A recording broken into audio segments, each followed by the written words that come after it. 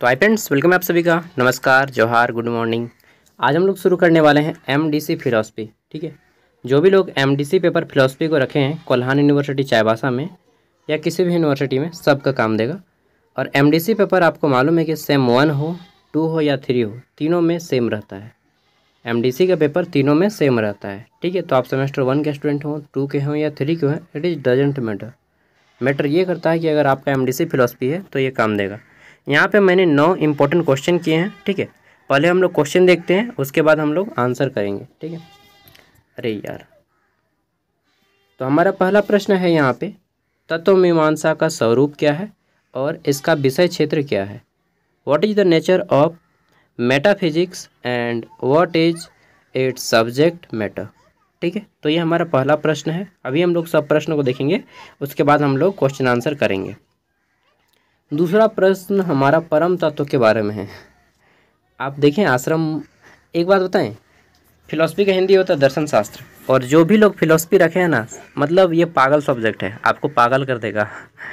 ठीक है, थोड़ा सा मतलब पागल टाइप से इसमें होता है। ठीक है, मतलब जो आपने कभी नहीं पढ़ा होगा वो चीज़ यहाँ पे पढ़िएगा। परम तत्व संबंधी विभिन्न सिद्धांतों की व्याख्या करें। परम तत्व, अब क्या होता है परम तत्व? परमात्मा। Explain the various theories related to the supreme being. ठीक है, और सुप्रीम बीइंग कौन है? गॉड है, अल्लाह है, ईश्वर है। ठीक है, अभी पूरा पढ़िएगा। भगवान, अर्थ, काम, मोक्ष, क्रोध, ठीक है, दया, सब पढ़िएगा। करुणा, प्रमा, अप्रमा। ज्ञान मीमांसा का स्वरूप और समस्याएं कौन कौन सी हैं यह बताना है। ठीक है, इसमें पूछा गया है what are the nature and problems of epistemology. ये क्या है? एपिस्टेमोलॉजी। ठीक है, मैं आगे देख लेता हूँ। तो नेक्स्ट आता है हमारा यहाँ पे नीति शास्त्र। ठीक है, जिसको हम लोग एथिक्स बोलते हैं। तो इसमें पूछा गया है कि नीति शास्त्र जो है हमारा, इसका स्वरूप क्या है और इसका क्षेत्र क्या है। Describe the nature and scope of ethics. ठीक है, आगे देख लेते हैं। तो देन आता है हमारा यहाँ पे, क्या आता है? ज्ञान के विभिन्न स्रोत संबंधित सिद्धांतों की व्याख्या करें। ओके, इंग्लिश में है explain the theories regarding different source of knowledge. ठीक है, अलग अलग सोर्स से हम लोग नॉलेज ग्रहण करते हैं। जैसे अभी आप लोग मुंह के जरिए देख रहे हैं, उसके जरिए सुन रहे हैं, उसके जरिए, ठीक है, अनुभव से, अपना आत्मज्ञान भी होता है। तो बहुत सारा हम लोग का ज्ञान का सोर्स होता है। 6 नंबर पे एक्सप्लेन आइडियलिज्म, यानी कि अध्यात्मवाद की व्याख्या करना है। ठीक है, 7 नंबर पे जो हमारा प्रश्न आता है, कहाँ गया 7 नंबर का? पार कर दिए लगता है हमने 7 नंबर ना, ये है 7 नंबर। पुरुषार्थ की व्याख्या करें। ठीक है, और इसमें बड़ा मज़ा आएगा। पुरुषार्थ, नाम सुनने में लगता है पुरुष, लेकिन पुरुषार्थ मतलब होता है लक्ष्य। ठीक है, अभी हम लोग करेंगे और डेफिनेटली आपको बहुत इन्जॉय आएगा इसमें। ठीक है, एक्सप्लेन पुरुषार्थ। आगे देख लेते हैं। तो अगला जो आता है हमारा यहाँ पे 8 नंबर क्वेश्चन, इसमें है एक्सप्लेन लॉ ऑफ एक्शन, यानी कि कर्म का सिद्धांत क्या है। बेटा जैसा करोगे ना वैसा फल पाओगे। अच्छा तब तो इतना राजनेता लोग भ्रष्टाचार करता है, फिर भी तो यस मौज से रह रहा है ना। क्या मालूम होगा या नहीं होगा, आई डोंट नो, और आप भी नहीं जानते हैं। भारतीय ज्ञान दर्शन में प्रमा और अप्रमा की व्याख्या करें। तो ये हमारे 9 क्वेश्चन है। ठीक है, एमडीसी फिलॉसफी 75 मार्क्स का आएगा। ठीक है, चलिए शुरू करते हैं इसी से, लास्ट से ही शुरू करते हैं। प्रमा और प्रमा क्या है? प्रमा, अप्रमा। अगर आपने हमारा क्वेश्चन पेपर देखा होगा तो आपको मालूम होगा, और नहीं देखे हैं तो इस वीडियो के एंड में क्वेश्चन पेपर देख लीजिएगा किस टाइप से पूछा गया था पिछले साल का। ठीक है, उसमें प्रमा और प्रमा से क्वेश्चन भी आया था। तो क्वेश्चन है हमारा यहाँ पे, सॉरी, भारतीय ज्ञान दर्शन में प्रमा और अप्रमा की व्याख्या करें। Explain prama and aprama in Indian knowledge philosophy. देखिए, प्रमा और अप्रमा, एक होता है सच्चा ज्ञान, एक होता है झूठा ज्ञान। ठीक है, सच्चा ज्ञान और झूठा ज्ञान। भारतीय दर्शन में ज्ञान को 2 मुख्य भागों में बांटा गया है, प्रमा और अप्रमा में। ठीक है, ये हम लोग इंडियन फिलॉसफी पढ़ते हैं, तो इंडियन फिलॉसफी में प्रमा और अप्रमा है। प्रमा क्या है? सच्चा और यथार्थ ज्ञान को हम लोग, जो वास्तविक जो सही रूप होता है, ठीक है, वही आपका है प्रमा। वहीं ये आपका प्रमा क्या है? प्रमा का अर्थ है सच्चा ज्ञान। सिंपल सा याद रखिए कि प्रमा मतलब सच्चा ज्ञान, ठीक है। प्रमा मतलब सच्चा ज्ञान। और अप्रमा मतलब होता है झूठा ज्ञान, मिथ्या ज्ञान, ठीक है। जो थोथा ज्ञान होता है, थोथा ज्ञान मतलब समझते हैं, जो किसी काम का नहीं, ठीक है, जो वास्तविकता से अलग होता है, उसको बोलते हैं हम लोग थोथा ज्ञान, झूठा ज्ञान। तो प्रमा है सच्चा ज्ञान, ठीक है। प्रमा क्या है? सच्चा ज्ञान। सच्चा ज्ञान क्या है कि मृत्यु ही सत्य है, यही सच्चा ज्ञान है ठीक है, बाकी सब झूठा ज्ञान है। प्रमा वह ज्ञान है जो वस्तुतः सत्य है, वास्तविकता के अनुरूप है, ठीक है। यथार्थ ज्ञान, इसी को प्रमा बोलते हैं। प्रमा को यथार्थ ज्ञान भी कहा जाता है क्योंकि यह ज्ञाता को वस्तु की सही समझ प्रदान करता है, ठीक है। उदाहरण, रस्सी को रस्सी समझना प्रमा है क्योंकि यह वास्तविकता के अनुरूप है, ठीक है। प्रमा बोलिएगा फिर भगवान किस में आएंगे, अब प्रमा या अप्रमा? परमात्मा किससे आएंगे भाई, बताइए आप लोग, ये प्रमा है या अप्रमा है? अल्लाह, ईश्वर, भगवान, ये सब क्या है? परमा है या अप्रमा है? वास्तविकता है या झूठे हैं? I don't know. ये सब्जेक्ट का आंसर कर पाना ना बहुत मुश्किल होता है। अप्रमा, अप्रमा मतलब झूठा ज्ञान। अप्रमा वह ज्ञान है जो सत्य नहीं है, वास्तविकता से मेल नहीं खाता है, ठीक है। अप्रमा जो अयार्थ ज्ञान भी कहा जाता है, मतलब बिना अर्थ का ज्ञान, ठीक है, क्योंकि यह ज्ञाता को वस्तुतः गलत समझा देता है। उदाहरण, रस्सी को सांप समझना, यह आपका अप्रमा है क्योंकि यह वास्तविकता से अलग है, ठीक है। हम लोग समझ लेते हैं, कभी कभी रस्सी को सांप समझ लेते हैं, तो ये हमारा झूठा ज्ञान हो जाता है, मतलब भ्रम, ठीक है। भूत, भूत समझना क्या है? भूत और भगवान, जो भूत है वही भगवान है सॉरी, मैं ना नास्तिक व्यक्ति हूँ ना आस्तिक व्यक्ति हूँ, I am a real person, ठीक है। मैं भी मंदिर जाता हूँ, सोमवार है जल चढ़ाता हूँ, ठीक है। तो लेकिन मैं मन से मानता हूँ भगवान को, अल्लाह को, ठीक है। रियल लाइफ में पूजा भी करता हूँ लेकिन मन से, ठीक है। चलिए, प्रमा को यथार्थ ज्ञान भी कहा जाता है क्योंकि यह ज्ञाता को वस्तुतः सही ज्ञान प्रदान करता है, जैसे रस्सी को रस्सी समझना, और अप्रमा क्या है? रस्सी को सांप समझना। समझ गए? और उसी तरह से परमात्मा को भगवान या मूर्ति में देखना गलत बात है, जबकि परमात्मा आपके अंदर है, ठीक है, ठीक है। परमात्मा आपके अंदर है, यहाँ तक कि समस्त सृष्टि ही परमात्मा है, ठीक है। ये आकाश, ये पत्थर, ये खनिज, वो बाल, everything is God and God is everything. भारतीय दर्शन में प्रमा और अप्रमा का वर्गीकरण ज्ञान की प्रकृति और उसकी सत्यता को समझने के लिए महत्वपूर्ण है। न्याय दर्शन में प्रमा के 4 प्रमाण बताए गए हैं। कितने? 4।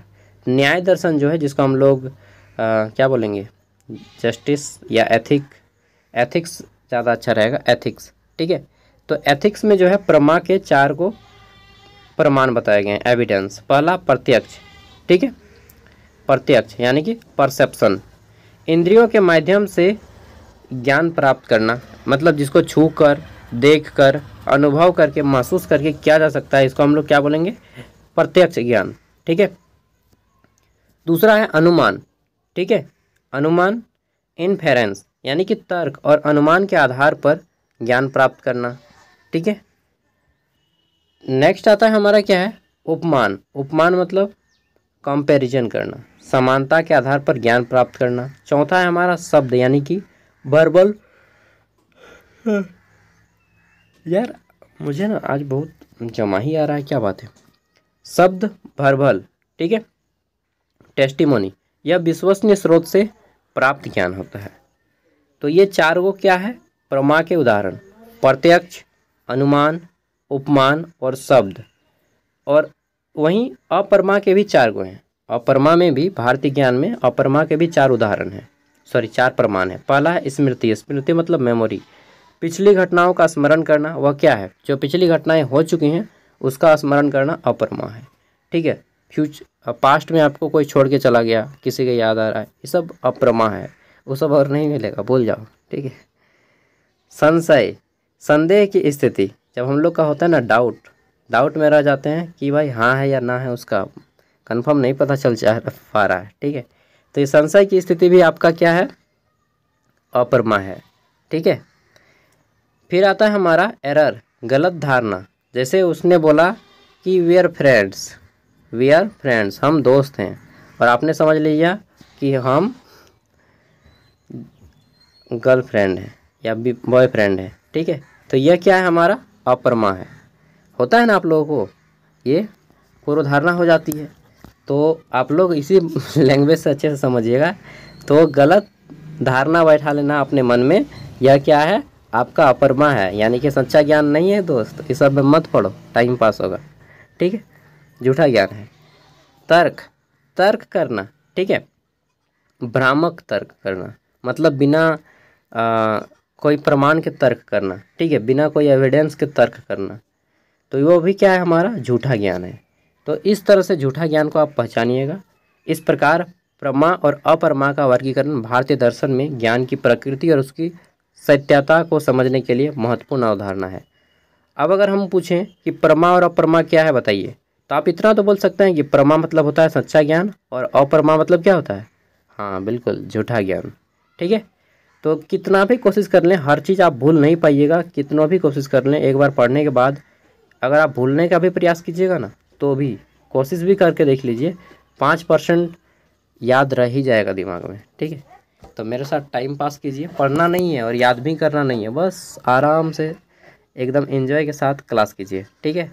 कुछ भी याद करने की ज़रूरत नहीं है आपको। प्रश्न ये नहीं कि कितना याद किया जा सकता है, प्रश्न ये है कि कितना भुलाया जा सकता है। जितना भुला सकेगा भुला के दिखाओ। ठीक है। और वास्तव में जब बच जाए वही सच्चा ज्ञान है, यानी कि वही आपका परमा है। ठीक है। कर्म सिद्धांत, जिसे कर्मवाद भी कहा जाता है।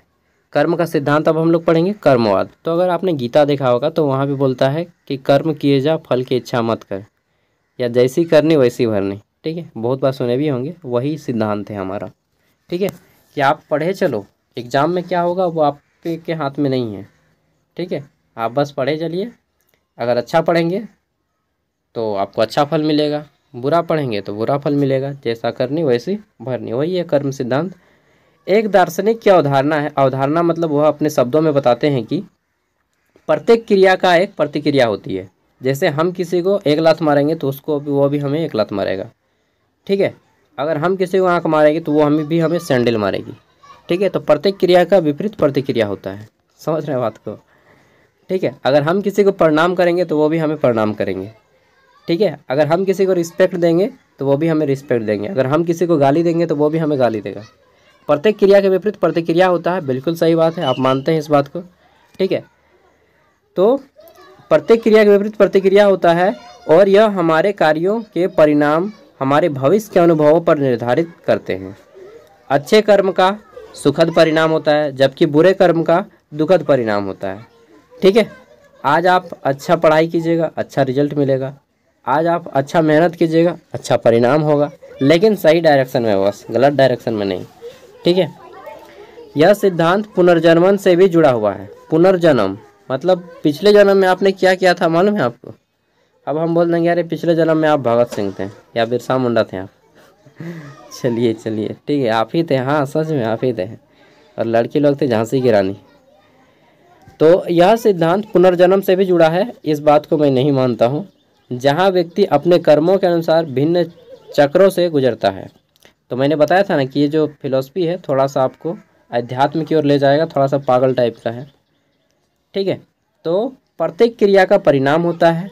कर्म सिद्धांत का मूल सिद्धांत यह है कि हर क्रिया एक प्रतिक्रिया होती है, जिसे फल या परिणाम कहा जाता है। ठीक है। जैसा करोगे वैसा भरोगे, वही आपका क्रिया के विपरीत प्रतिक्रिया है। यह प्रतिक्रिया हमारे कार्यों के अनुसार सकारात्मक या नकारात्मक हो सकती है। ठीक है। सकारात्मक बोले तो जैसे मैंने बताया कि किसी का आप प्रणाम कीजिएगा तो वो भी आपको प्रणाम बोलेंगे। किसी को आप गुड मॉर्निंग बोलिएगा तो वो भी आपको गुड मॉर्निंग बोलिएगा। ठीक है। किसी को आप गाली दीजिएगा तो वो भी आपको गाली देगा। ठीक है। तो जैसा कीजिएगा वैसा, सकारात्मक कीजिएगा तो सकारात्मक, और नकारात्मक कीजिएगा तो नकारात्मक। अच्छा और बुरा कर्म। कर्म को आमतौर पर 2 श्रेणियों में बांटा जाता है। अच्छे कर्म जिसको हम लोग पुण्य बोलते हैं, और बुरा कर्म जिसको हम लोग पाप बोलते हैं। अच्छे कर्म जिसे सुख और समृद्धि मिलती है, जबकि बुरा कर्मों से दुख और कष्ट मिलता है। ठीक है। जैसे रोड पे एक जा रहा था सांप या कुछ भी मान के चलिए, और आपने उसको बाइक से जा रहा था एकदम मार दिया और पार हो गए। अब जैसे आप उसको मार के पार होइएगा ना, सच बता रहा हूँ, जब वो मर जाएगा या फिर उसका कुछ भाग ब्लड आने लगेगा तो आपके मन में भी ना बहुत ज़्यादा गिल्टी फील होगा। उस दिन पूरा का पूरा दिन आपका गिल्टी फील होगा, इवन कई दिनों तक आपको गिल्टी फील होगा। ठीक है, तो अगर आपने कुछ किया होगा ऐसा तो आपको डेफिनेटली गिल्टी फील होगा।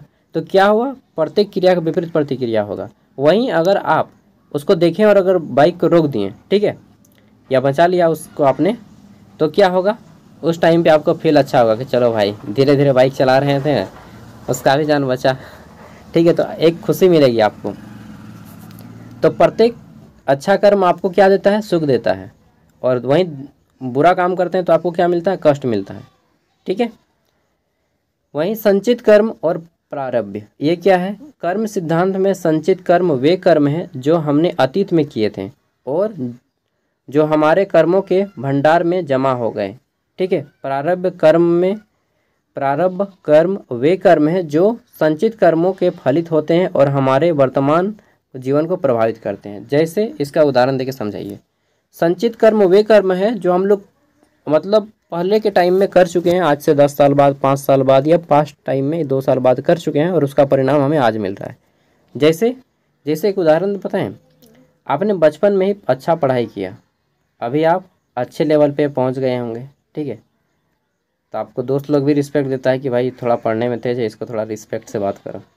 तो वह क्या है, अगर आपने पास्ट टाइम में अच्छा किया है, अभी भी आप अच्छा कर रहे हैं, तो ये आपका प्रारब्ध बन गया। यानी कि पिछले टाइम में आपने अच्छा काम किया था, अभी आपको अच्छा हो रहा है।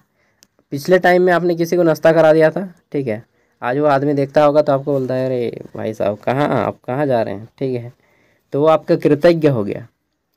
तो इस तरह से अगर आप अच्छा कर्म करते हैं तो इसका फल आपको फ्यूचर में मिलता है, उसी को बोलते हैं हम लोग प्रारब्ध कर्म।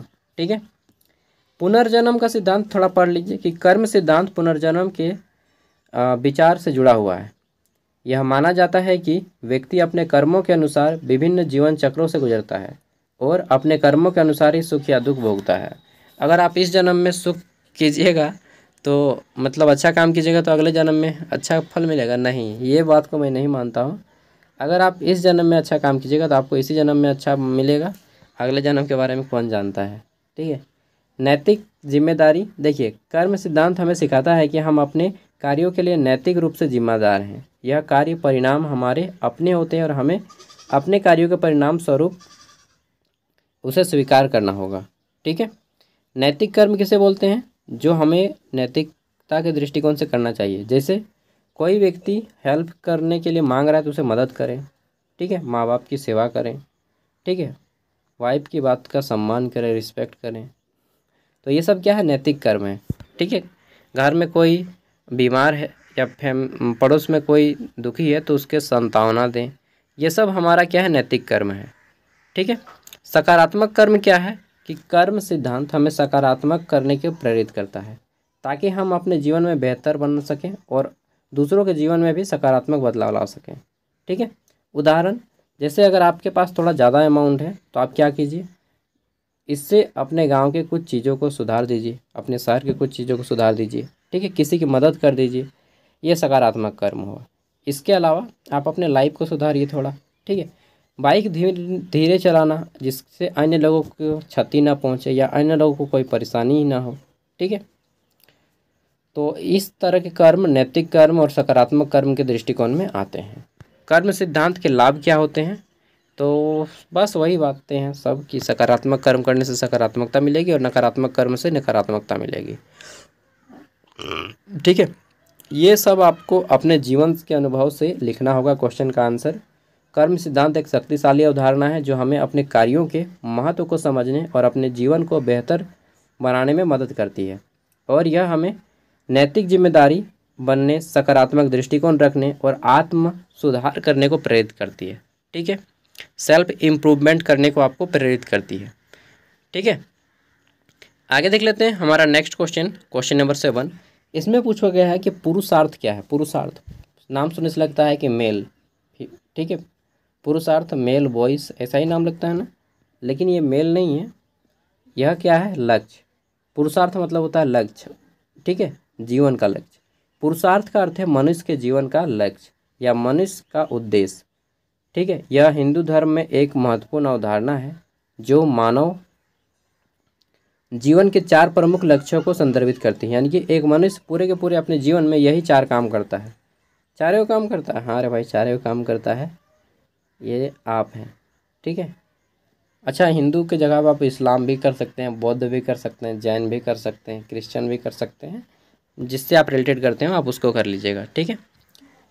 तो क्या है कि ये मनुष्य जो है 4 को काम करता है पूरे के पूरे जीवन में। धर्म करता है, या फिर अर्थ करता है, या फिर काम करता है, या फिर मोक्ष। इन चारों में से कोई काम करता है, ठीक है, पूरे के पूरे जीवन में। देखिए कब कौन सा काम करता है और कब कौन सा काम करना चाहिए। पुरुषार्थ मनुष्य के जीवन के 4 ही लक्ष्य हैं, धर्म, अर्थ, काम और मोक्ष। धर्म का अर्थ है धार्मिकता, नैतिकता, कर्तव्य, सही आचरण। इसका तात्पर्य यह है कि मनुष्य को अपने जीवन में नैतिक मूल्यों और सिद्धांतों का पालन करना चाहिए, ठीक है। इसका अर्थ ये नहीं कि आप केवल भगवान को आरती दिखा के पूजा कर रहे हैं। धर्म का अर्थ है कि आप अपने कर्तव्यों को समझें और अपना काम करें, जैसे सही टाइम में पढ़ाई करना, ठीक है, सही टाइम में खेलना, सही टाइम में शादी करना, सही टाइम में बच्चे करना, सही टाइम में माँ बाप की सेवा करना, ठीक है। अच्छा, माँ बाप की सेवा करने के लिए कोई सही टाइम नहीं होता, फिर भी एक एज होता है ना कि जब वृद्ध हो जाए तो उनकी देखभाल करना, ठीक है। सही टाइम में सब काम करना, ठीक है। चलिए, तो यह क्या है, आपका धर्म है, ठीक है, ज़रूरतमंद लोगों को मदद करना।